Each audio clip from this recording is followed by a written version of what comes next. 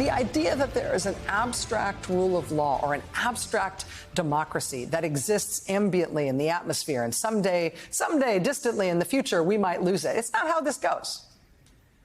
The rule of law is mortal, right? It can be killed.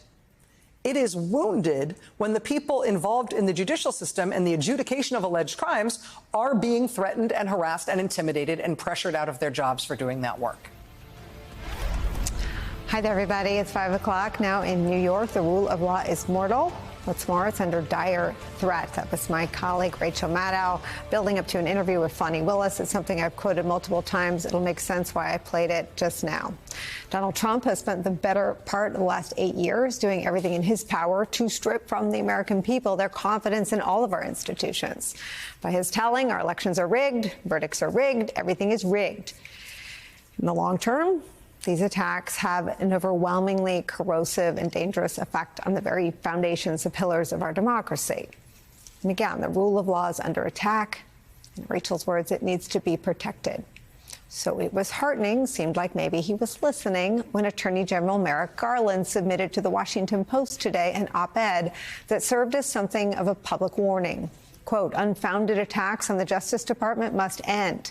And then after taking through a series of recent conspiracy theories, falsehoods, and threats of violence, Garland insists such acts could cause real harm to the Department of Justice and to the men and women who help carry its mission. It was reminiscent of what he told the Republican-led House Judiciary Committee just last week.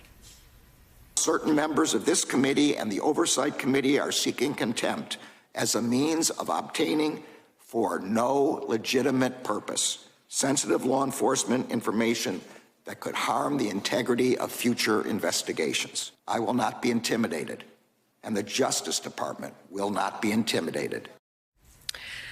These threats will not go away. They won't go away because of what he said or wrote. They won't go away in short order. In fact, if today proves anything, it's that even when the rule of law works out in a way that damages the current president, Trump's political adversary, and could actually benefit Trump politically, President Joe Biden's own son was convicted in a court of law. Many elements of the far right still insist that there's some conspiracy at play, that it's all a sham, that it's still rigged. Again, to Rachel's warning, the rule of law is mortal, and now it is up to all of us to protect it. It's where we start the hour with our friend and colleague, the host of the Rachel Maddow Show here on MSNBC, Rachel Maddow. She's also the host of the podcast Ultra, whose second season premiered just yesterday. The first episode is available with much more to come. We'll get to that in a minute. Rachel, it's such a heavy news cycle. Your thoughts? Well, I think that if the Biden administration has weaponized the legal system of this country to only ever go after Republicans and conservatives and never go after Democrats, I think today proves that they're doing an absolutely terrible job of that. Boy, are they really falling down on the job, allowing the president's son not only to be prosecuted, but convicted, and then somehow manipulating President Joe Biden into saying, I respect the rule of law. No, I'm not pardoning my son. He may appeal, but we support him and respect the jury's verdict. Wow, that is really not what you would expect. We've also got, Bob Menendez on trial, Democratic senator. We've got Henry Cuellar, Democratic congressman who is criminally indicted and going on trial. The important thing about this is that it gives lie to the Republican critique, to the Trump screed, that there's something about the justice system that is skewed against them and is designed to help Democrats. I mean, I think we know in our heads that hasn't been a good faith critique, but a day like today should disprove it, right?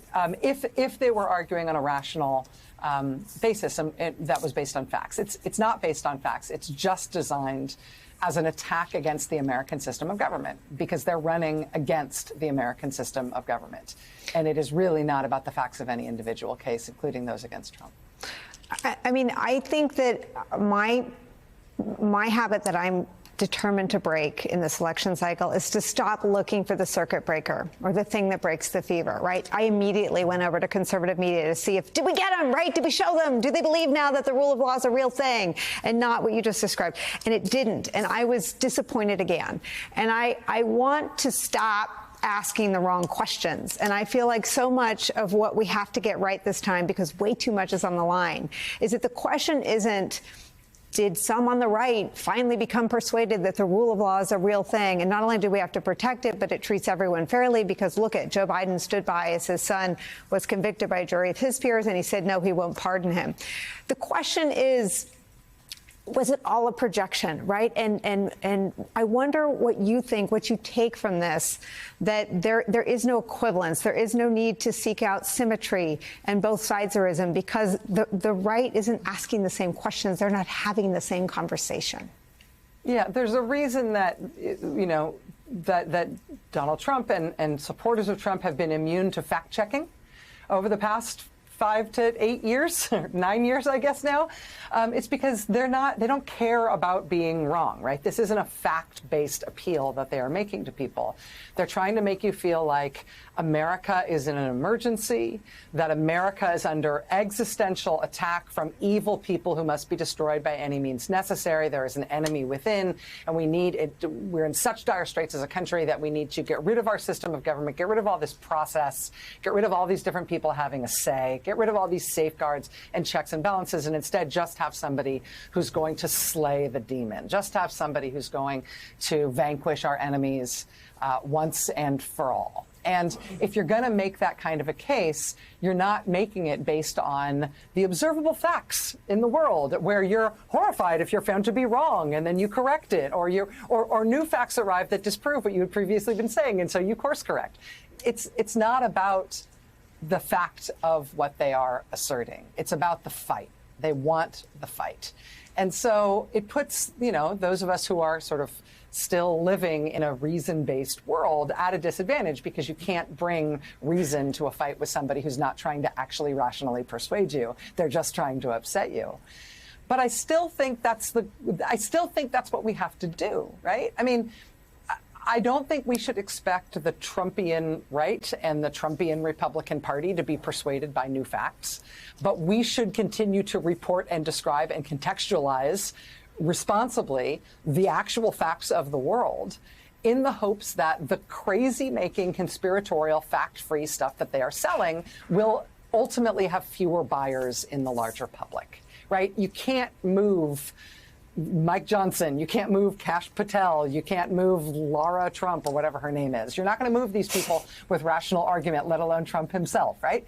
But maybe somebody who doesn't pay that much attention to politics and hears all this bluster from the right will also hear the facts from you and from responsible news organizations, and they'll recognize that what they're trying to sell is a bunch of bunk, and maybe they won't vote for it. I mean, it's unromantic, but that's the task. Like, stay wedded to the truth, keep confronting them and contradicting them when they are wrong, and pointing out true things, and believe the best of our fellow citizens. How does that inform how you're going to cover or think about the next 5 months, the general election, which is literally upon us? Yeah.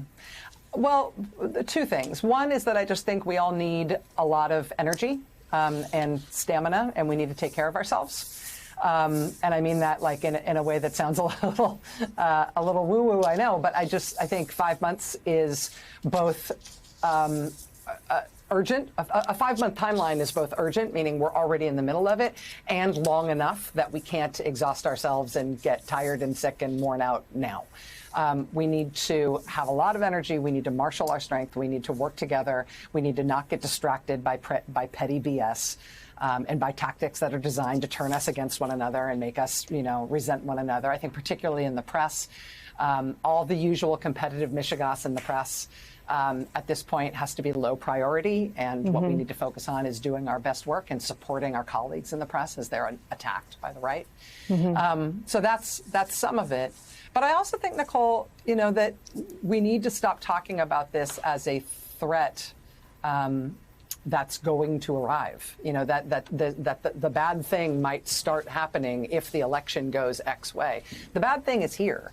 The attacks on the legal system, the attacks on the election, and our electoral system, those things are here. We're living with that now. The time to defend those things is now. It's not November, it's now, because now is when the damage is being done.